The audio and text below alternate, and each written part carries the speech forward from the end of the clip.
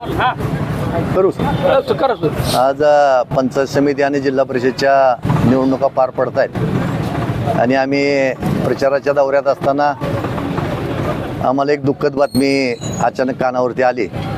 आपल्या राज्याचे उपमुख्यमंत्री आणि आपल्या सर्वांचे नेते आदरणीय अजितदादा यांचं विमान अपघातात दुःखद निधन झालं। इतर 5 लोकांचं त्यांच्या समेत दुःखद निधन झालंय।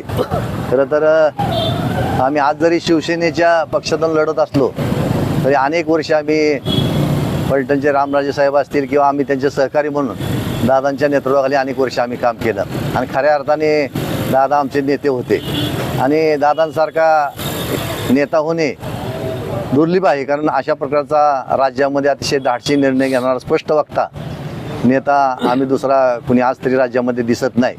आणि बारामती असेल किंवा अख्खं राज्य असेल अनेक सहकारी किंवा अनेक लोक त्यांच्यावरती अतिव प्रेम करत होते आणि अशा नेत्याचं आज दुःखद निधन झाले। आम्हा सर्वांनाच त्याचं अतिशय मनापासून दुःख होतं आहे। या पवार फॅमिलीचं फॅमिली त्यांची मुलं असतील, सुनेत्रा वहिनी असतील किंवा सुप्रिया पवारसाहेब सर्वच कुटुंब असेल, त्या कुटुंबाला या दुःखातून सावरण्याची परमेश्वरांनी शक्ती द्यावी। त्यांच्या सर्व सहकाऱ्यांना परमेश्वरांनी तशा पद्धतीची शक्ती द्यावी।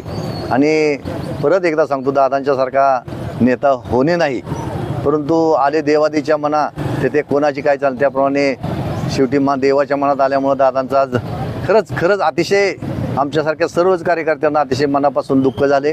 आणि या निमित्ताने आमच्या साखरवाडी परिसरामध्ये आम्ही सर्व मंडळींनी आता सर्वच पक्षाची आमची इथं मंडळी आणि व्यापारी असोसिएशन सर्वांनी साखरवाडी बंदचा निर्णय घेतला आहे आणि आम्ही प्रचार आज दिवसभर थांबवण्याचा निर्णय घेतला आहे।